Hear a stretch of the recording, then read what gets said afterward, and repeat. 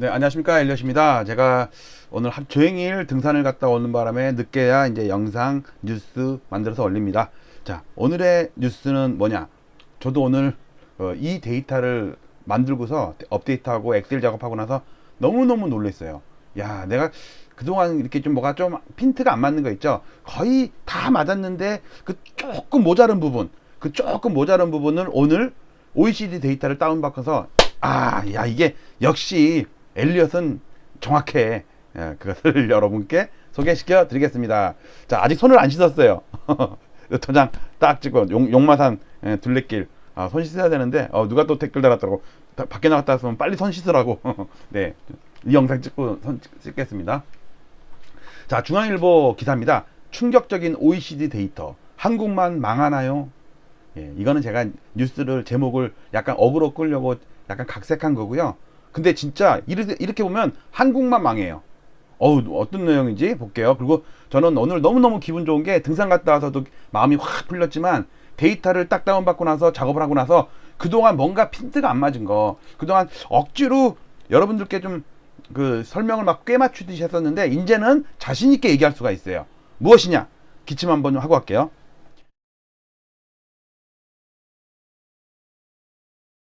네, 기침 소리 안 들렸죠? 물 한 잔 마시고 갈게요. 네, 기침할 때는 마이크를 끄고 해야 돼요. 왜냐면 이게 제 핀 마이크라서 이게 목에 가까이 있거든요. 자, 오늘 중앙일보 기사를 먼저 볼게요. 자, 가계 연소득 대비 부채 비율 첫 200% 넘었다. OECD 6위. 자, 무슨 내용인가? 자, 보세요. 가계의 순 가처분 소득, 네트 디스포저블 인컴 대비 부채 비율이 사상 처음으로 200%를 넘어선 것으로 나타났다. 시중금리가 오름세를 타고 있어 사상 최대로 늘어난 가계부채가 한국 경제의 시한폭탄이 될 수 있다는 우려가 나온다. 한국만 망한다 이거예요. 자, 여기서 중요한 거는요. 우리가 가계의 부채 비율 이거는 보통 GDP 대비로 했었거든요. 그러니까 좀 뭐가 안 맞았었어요. 다른 나라를 분석하는데 안 맞았어. 좀 이따 차트를 보여드릴게요. 근데 오늘 이 데이터를 다운받고 또 제가 엑셀 작업을 또 열심히 했어요. 기가 막히게 이제 설명을 이제 자신있게 설명할 수가 있습니다. 자, 12일 OECD 통계에 따르면 지난해 한국의 순가처분 소득 대비 부채 비율은 200.7%를 기록했다. 이 가처분 소득이라는 게 뭐예요? 일단 이것저것 메꿀 거 메꾸고 온 다음에 남아가지고 그 돈을 쓰든지 아니면 저축하든지 처분이 가능한 소득이죠. 여러분들 예를 들어서 전기요금, 통신비, 통신비는 이것도 솔직히 가처분 소득에 포함 어떻게 되나 모르겠다. 하여튼 우리가 세금 내고 전기요금 내고 집세 내고 이거 하여튼 다 이것저것 낼 거 다 내고 나서 마음대로 우리가 쓸 수 있는 거 가처분 소득 그거 대비 부채 비율이 200% 넘었다는 거예요. 그리고 작년에 비해서도 12.5%나 높아졌대요.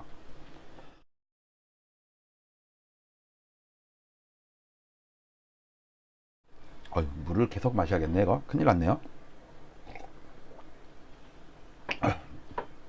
이제 괜찮을 것 같아요. 죄송합니다. 2008년 이후 폭이 가장 크다. 왜 그런지요? 이따 보면요 기울기가 팍 치솟았어요. 그거는 제가 볼 때는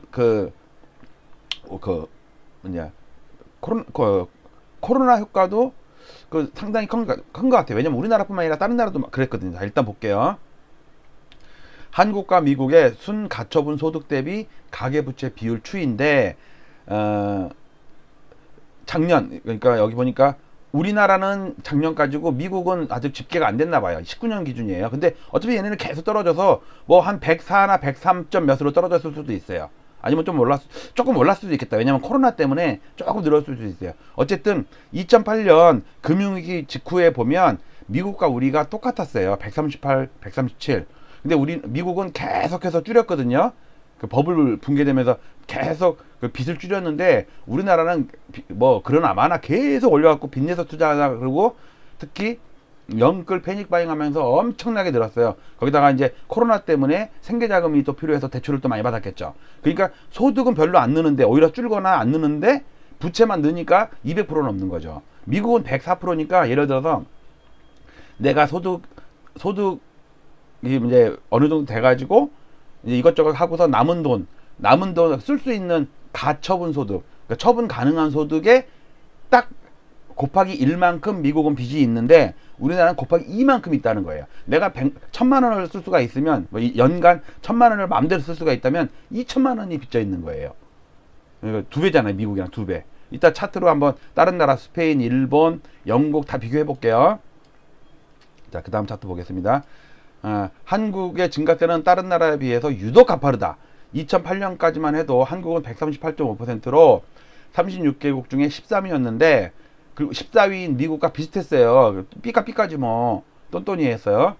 근데 12년 사이에 우리나라는 62.2% 오르고 미국은 7%가 34%가 줄었어. 그러니까 우리나라가 6번째야. 근데 미국의 가처분 소득 대비 부채 비율은 104.6으로 137에서 104로 줄었으니까 한 33%가 줄었잖아요. 근데 우리는 오히려 62%가 는 거야. 근데 우리가 6이라고 하지만 이따가 표에 보겠지만요. 우리나라보다 높은 나라 있잖아요. 전부 덴마크, 노르웨이, 네덜란드, 스위스 등 북유럽 국가와 호주예요. 여러분들 북유럽 어떻습니까? 내가 쓸 돈이 없어도 돼. 왜? 나라에서 복지 다 해줘. 거기는 복리후생이 얼마나 잘 돼 있어요. 아니 그야말로 세계에서 가장 복지가 잘 돼 있는 나라들 아니에요. 노르웨이, 덴마크, 네덜란드, 스위스. 야 진짜. 그러니까 이 나라랑 우리랑 비교할 수가 없지. 그러니까 이 나라는 국가가 그만큼 부담을 해주니까 개인이 가처분 소득이 별로 안 돼도 빚을 좀 져도 상관없어. 위험하지가 않아. 나라에서 나머지 부분을 채워주니까. 근데 우리는 거의 개인이 자기 각자 도생해야 되는 그런 상황이라서 이처럼 가계부채 비율이 크게 오른 것은 분모인 소득보다 분자인 부채가 더 많이 늘어나서 오히려 분모는 줄지 않았나? 소득 줄지 않았어요? 금융당국의 대출 억제에도 불구하고 올해 연말까지만 해도 3분기까지 112조 원이 늘면서 사상 최대 3분기 전 1744조예요. 를 기록했다. 올해 기준으로는 그러니까 2021년 기준으로는 가계부채 비율은 더 올라갈 것으로 예상된다. 그러니까 200%를 이제 넘었는데 203%, 205%가 된다는 얘기죠. 가장 큰 원인은 집값 급등이 꼽힌다. 영끌로 아파트를 사고 전월세 가격까지 덩달아 오르자 세입자들은 빚을 내야 했다. 주식과 가상화폐 열풍에 편승해 빚투도 늘어났다. 특히 코로나로 인해서 생활고에 시달려 신용대출에 의지한 서민과 자영업자가 많아진 것 또한 빼놓을 수 없다. 이거는 맞아요. 근데 다른 나라도 코로나 때문에 빚이 더 늘었어요. 다른 나라. 근데 다른 나라는 워낙 낮은 상태에서 늘었고 우리는 막 200%인데 는 거 아니에요. 자 볼게요. 지금 우리나라 딱 보니까 OECD 주요국 순가처분 소득 대비 가계부채 비율 딱 하니까 덴마크 보세요. 덴마크, 노르웨이, 네덜란드, 스위스 다 북유럽 국가죠. 복리후생 엄청 돼 있는 나라야. 그러니까 이 나라는 300% 400% 해도 솔직히 걱정이 없는 나라들이야. 근데 우리가 스웨덴보다 더 많고 룩셈부르크 완전히 복지의 대나라 나라니. 캐나다, 핀란드, 영국, 프랑스. 야, 그다음에 요 밑에는 그러니까 여기 일본은 17이네. 그러니까 우리가 우리 밑에 있는 10개 나라보다도 우리가 더 위험한 거예요, 지금. 우리가 뭐 잘났다고 200%야. 자, 기사를 계속 읽어볼게요. 기사 읽어볼게요. 금리를 내년에는 두세 번 정도 추가 인상할 거고, 지금 만약에 0.5% 올릴 경우 이자 부담이 5조 8천억이 는데요. 한은에서 얘기한 건. 그 다음에 다중채무자, 금융회사 3곳 이상의 대출자. 왜냐면 이렇게 위험하지 않은 사람들이나 주거래은행이 딱 한 군데서만 대출 받아요. 근데 이제 거기도 대출이 안 되니까 딴 데서 또 대출 받고 또 제2금융권 가고 저축은행 가고 이런 저신용 저소득 계층이 많은데 이 70% 이상의 대출자래요. DSR이. 이런 사람들을 취약 차주로 분류가 되는데 문제는 지금 변동금리로 대부분 닫았기 때문에 금리가 오르면 엄청 이자 부담이 엄청 늘어난대요. 그리고 이런 취약차주의 연체율이 8.4%까지 늘어난대요. 이 금리 상승기에 보면 여러분들 6.4에서 8.4면은 별거 아닌 것 같아도요. 2.0%가 우리는 금융위기나 외환위기나 어떤 위기는 취약한 곳 1, 2%, 2, 3%가 무너져서 다 같이 무너지는 게 금융위기가 오는 거래요. 그리고 신용보증기금 소상공인 금융지원 대출 부실 비율은 0.22%에서 1.32%로 와 6배나 이렇게 급증했네. 또 이게 장사 안 되는데 계속 빚을 내면서 그걸 메꾸고 코로나 끝나기만 기다리는데 계속 연장이 되니까 어떻게 회복할 수가 없죠.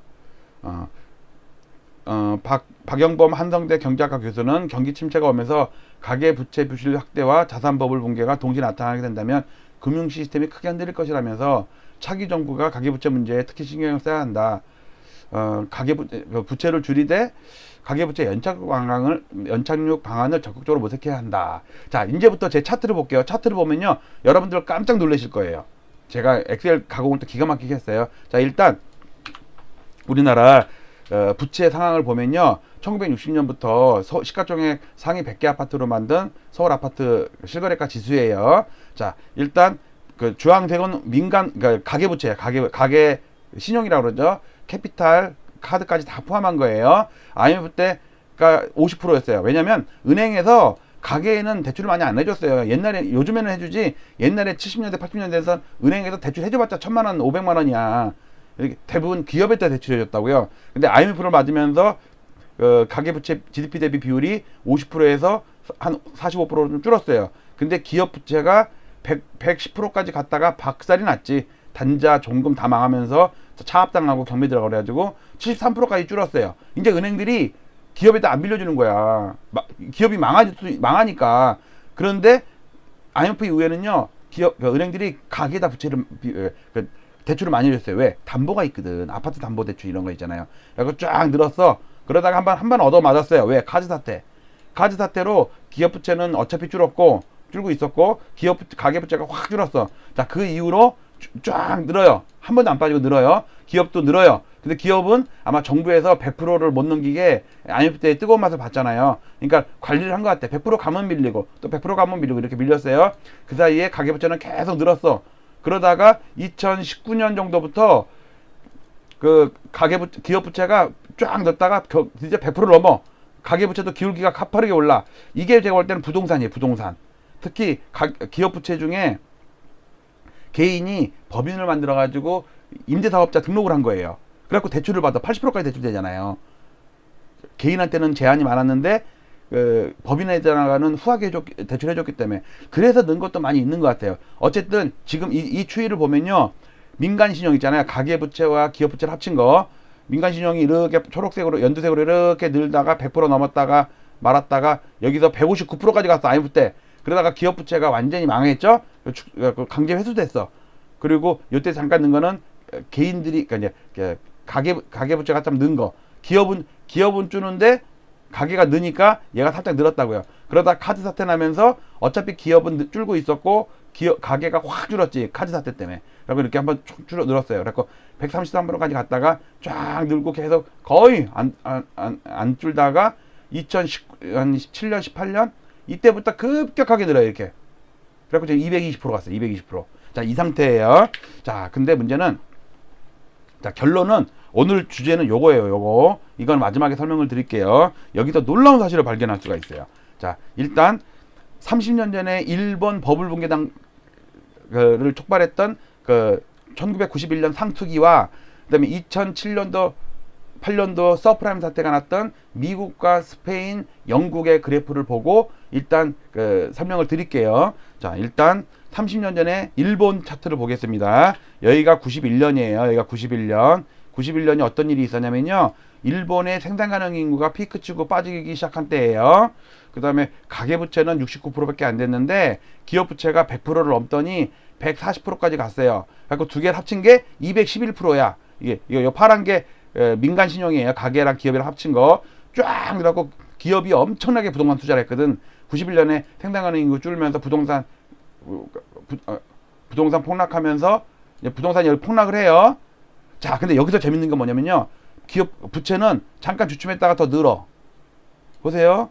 기업 부채가 늘죠. 부동산 상승 쳤는데도. 이게 뭐냐면 부동산 상승 쳤다고 해서 뭐 3%, 5% 빠졌다고 해서 회수하진 않잖아요. 그러니까 늘던 부채는 계속 늘어. 근데 이제 10%, 15%, 20% 늘면 은행에서도 움찔해가지고 더 이상 대출을 안 해주는 거야. 만기되는 거 회수하고 추가로 대출 안 해주고 하면은 계속 상환이 되겠죠. 그러니까 부동산이 10% 20% 빠졌을 때 그때 상투를 친다고요. 기업 부채는. 아니 그러니까 민간 신용은. 다시 말씀드리면 부동산이 상투 쳐도 1, 2년 이상 부채는 더 늘더라. 그 다음에 부동산이 계속 폭락하니까 강제 축소, 경매 반대 요인이 나가지고 그래갖고 잃어버린 20년이 된 거예요. 자, 1번은 잘 기억해 둘 거, 가게는 위험하진 않았어요. 기업이 위험했어요. 기업이 140%, 150% 가가지고 140%를 넘어가지고. 자, 이게 30년 전에 일본 버블 붕괴 당시에 상투의 시점이에요. 자, 그로부터 15년이 지났어요. 2007년도 전후에요. 지금으로부터 15년 전이에요. 자, 일단 미국을 볼게요. 미국도 2007년도에 생산 가능성이 피크를 치고서 이제 꺾여요. 그러니까는 더 이상 사줄 사람들이 없죠. 그래갖고 부동산이 막 폭등했어요. 케이스 실러지도 10대 아파트 지수, 10대 도시 주택가격 지수예요. 이때 분홍색이 가계부채예요. 가계부채가 62, 아니다. 기업부채. 말 잘못했어요. 분홍색이 기업부채예요. 60, 여기서 이 고점에서 63%밖에 안 됐어. 근데 이때 가계부채가 엄청 늘어가지고 93.5%까지 갔어. 그래가지고 케이스 실러 지수가 박살이 났는데 부채는 계속 는다고 그랬죠? 왜? 늘던 부채는 계속 늘어요. 왜? 아파트가 1, 2% 빠졌다고 5% 빠졌다고 그래서 대출금 회수하지는 않잖아요. 대출하던 건 계속 대출이 돼. 근데 문제는 10%, 15%, 20% 빠지면 은행에서도 움찔해갖고 야, 대출 중단해. 이제는 그 만기되는 거 연장시켜주지 말고 회수해버려. 그 다음에 신규 대출해주지 마. 그러니까 대출이 주는 거지. 이해가세요? 부동산이 상투치고 2, 3년 정도 후까지도 대출은 늘더라. 자, 이게 여기서 그래갖고 저는 왜 부동산이 상투쳤는데 왜 민간 부채나 신용 이거는 한 2, 3년 더 갔지? 좀 찜찜했어요. 오늘 그게 해소가 돼요. 자, 그 다음에 이제 스페인을 볼게요. 스페인은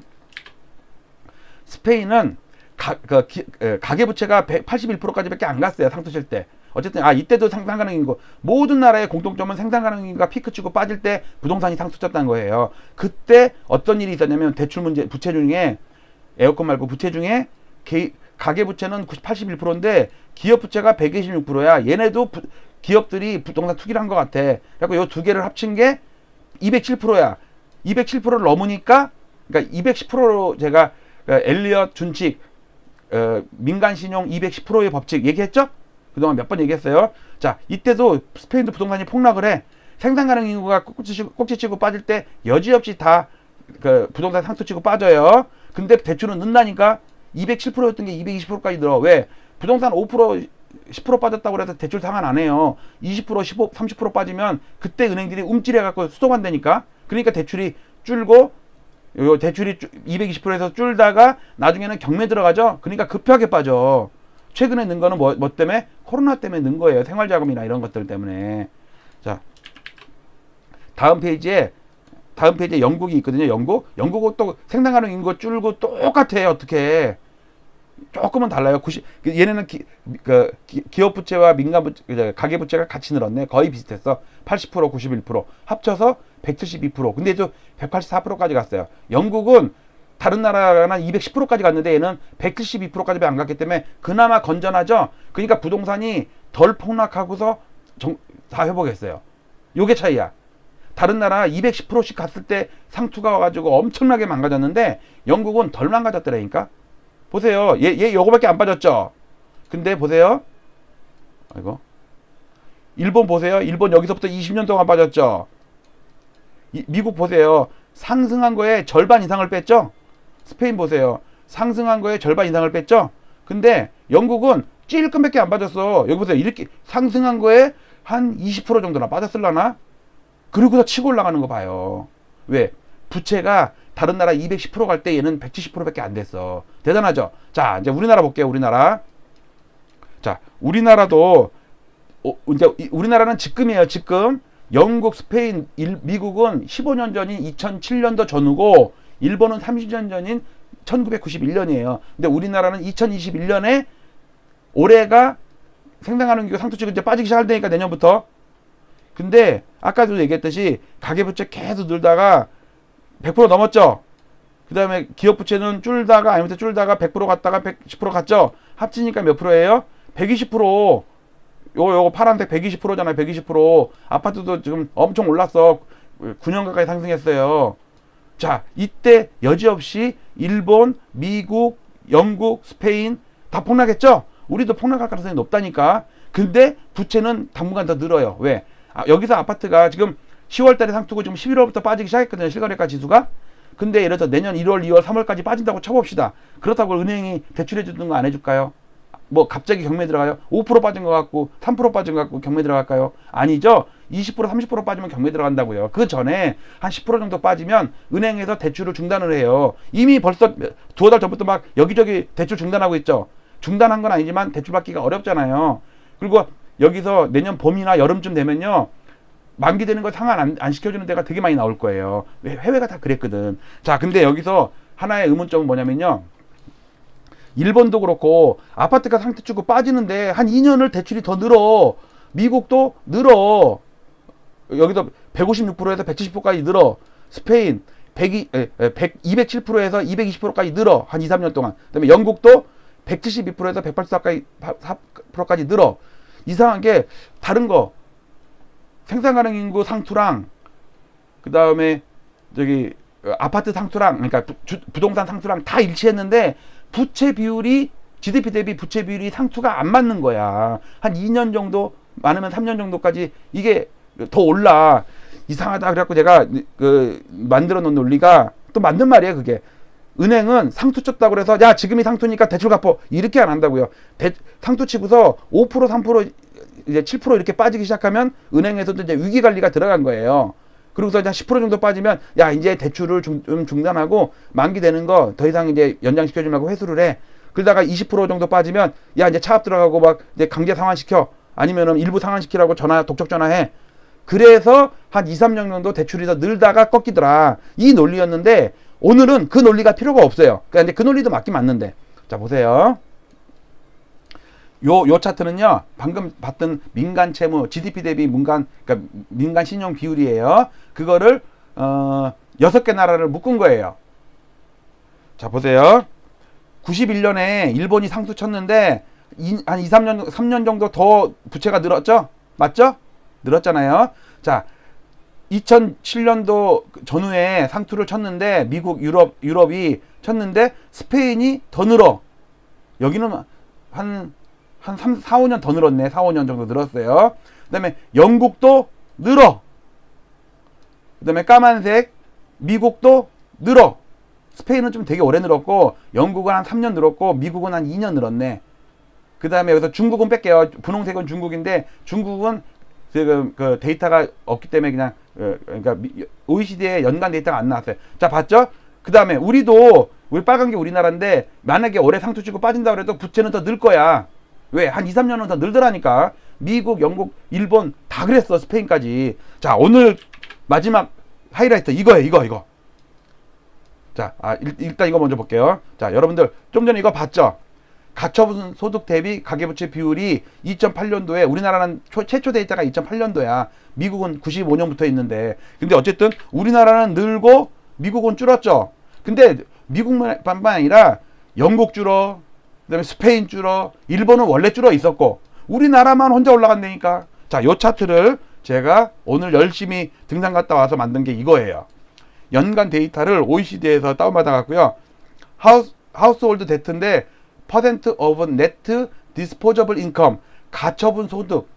인컴이 소득이잖아요. 디스포저블, 밖으로 내놓을 수 있는 처분 가능한 네트에 네트. 이것저것 다 빼고 전기요금 이런 거 다 빼고 처분 가능한 소득, 마음대로 쓸 수 있는 거, 짜장면을 사 먹든 막 남으면 저금을 하든 그거를 연 단위로 돼 있는데 지금 중국 요거 중국 데이터거든요. 요거 중국은 설명 안 할게요. 중국은 지금 나온 게 아니니까 미리, 그러니까 지금은 우리나라보다 먼저 상투 치고 빠졌던 일본, 91년도에 일본과 서프라임 때 미국, 영국, 스페인만 지금 저희가 다뤘어요. 자, 근데 이 데이터 보고도 무릎이 탁 치고 와이프 엉덩이를 딱 치고 등짝 한 대 스매싱 한번 당했어요. 뭐야, 카톡하고 오잖아요. 그만하라고. 자, 이 데이터가 뭐냐면 일단 볼게요. 연단인데 여기다가 표시했죠. 요게 91년이에요. 아니 2007년에 2007 서프라임. 여기가 91년도는 데이터가 없다니까. 얘네가 90년부터 데이터가 있어. OECD가 지금 방금 다운받은 거예요. 이거 얘네 용어 그대로 써요.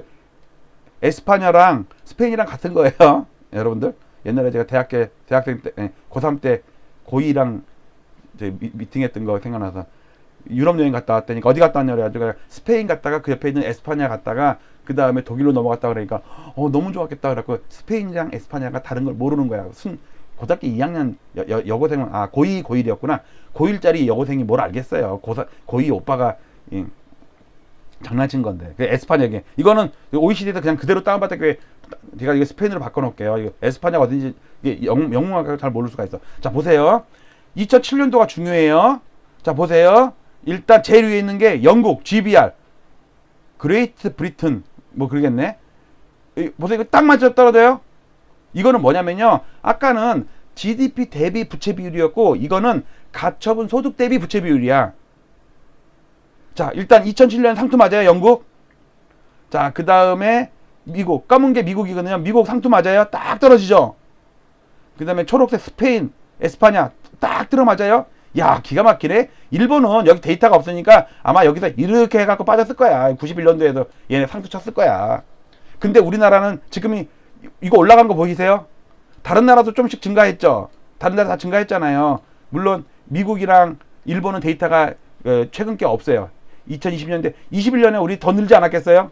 다른 나라도 좀 늘었겠죠. 코로나 때문에. 코로나 그 사업자금 대출 맞아가지고 부채가 늘었다니까. 아니면 그 소득이 별로 안 늘었고.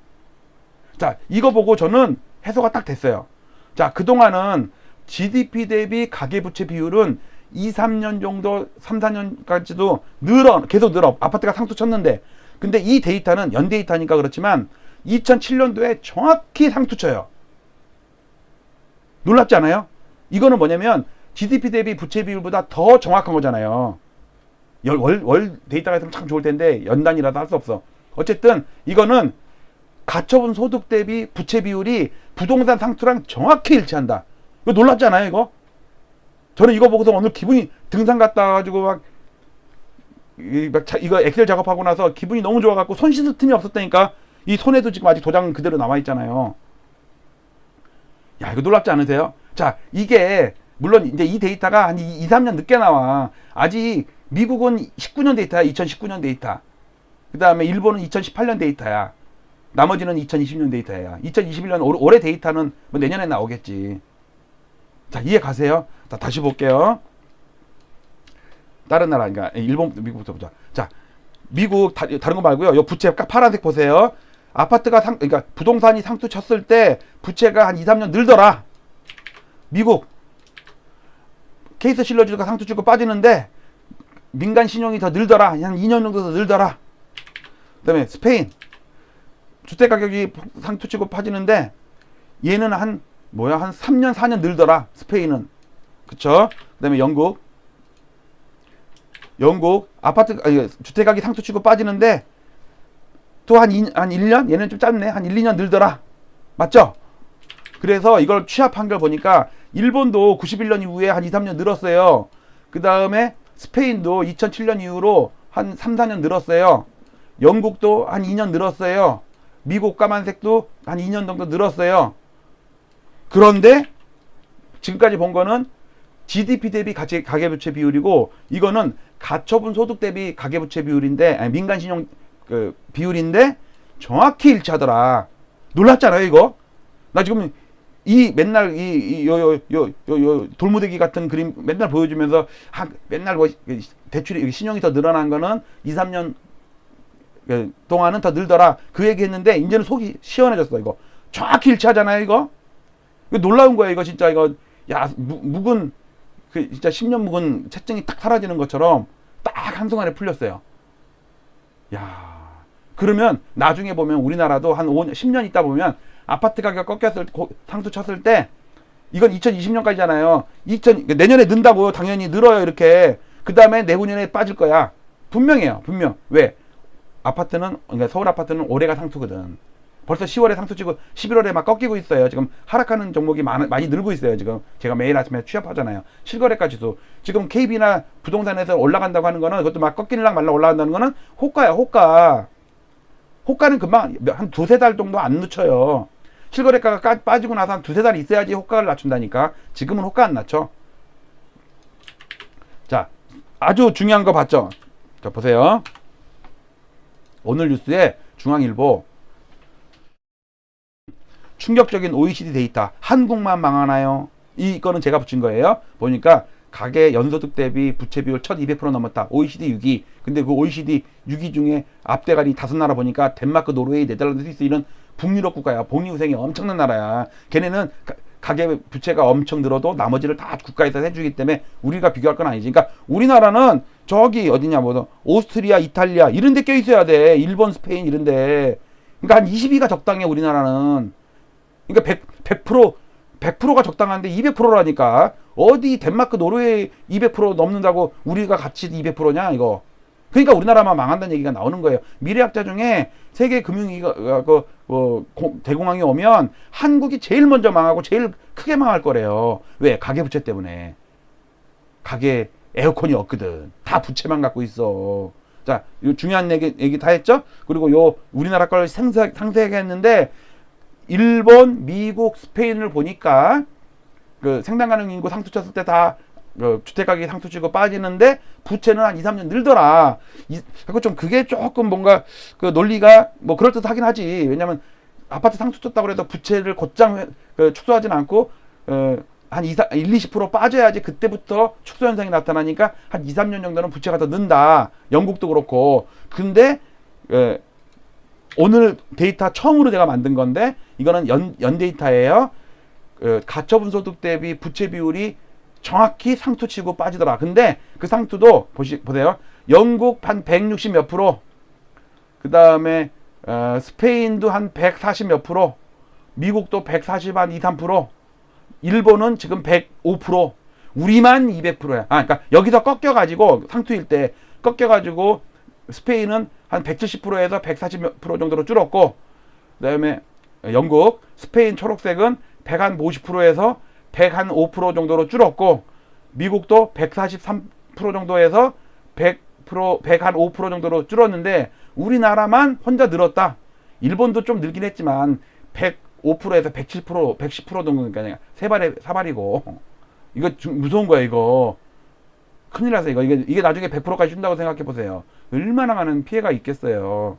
자, 오늘 중요한 그래프 업데이트한 기분이 너무 좋고요. 제가 그동안 주장하던 부채 비율과 생산 가능 인구와 주택 가격의 어떤 메커니즘, 여기에 여러분들 자세히 보시면요, 여기에 여기 살색 있죠, 살색. 요게 주가지수예요. 주가지수도 다 들어맞아요. 근데 주가지수 여기 있고요. 여기도 보니까 미국도 여기 다우존스 지수가 있죠. 그다음에 스페인도 여기 스페인 아이벡스 35 종목 있고요. 그다음에 영국 FT, 여기 FT 지수 다 있어요. 그다음에 중국도 여기 차이나 종합지수까지 지수 있고요. 지금 이거 진짜 정밀하게 잘 만든 거예요. 이거 한꺼번에 다 넣느라고 힘들었어요. 제가 네이버 카페에다 올려놓으니까 필요하시면 다운받아 갖고 확대해 가면서 보세요. 요즘에 교수님들도 리서치 센터장님들도 애널리스트들도 제 걸 다운받아 가고 있어요. 진짜예요. 자, 마치도록 하겠습니다. 오늘 중요한 데이터 업데이트가 기분이 너무 좋고, 또 오늘 둘레길 가면서 오늘 2만 보 걷느라고 기분도 좋고, 오늘 모든 비용 먹는 거 또 택시 타고 집에까지 오는 건데 거기서 택시 타고 오는 게 더 빠르더라고. 암사역에만 넘으면 되거든요. 그래갖고 그 차비까지도 친구는 암사역에서 내려가지고 이제 잠실이니까 지하철 타고 8호선 타고 간다고 갔을 거예요. 오늘 기분이 너무 좋습니다. 나는 돈 한 푼도 안 썼음. 네. 그래도 우리 친구랑 어릴 때부터 불알 친구랑 재밌게 놀아서 참 좋습니다. 신나는 음악 틀고, 여러분들 이 정도 데이터 했으면 박수 한번 쳐줘야 되는 거 아니에요? 박수 한번 치고, 여러분들도 박수 쳐주세요. 짝짝짝. 찌찌찌 치시면은 쌍지읒 받침 3개 치시면 이게 찌찌찌인지 짝짝짝인지 헷갈려갖고 어쨌든 기분 좋다가 기분 나쁘다가 뭐 헷갈려요. 자, 오늘 마치도록 하겠습니다. 감사합니다.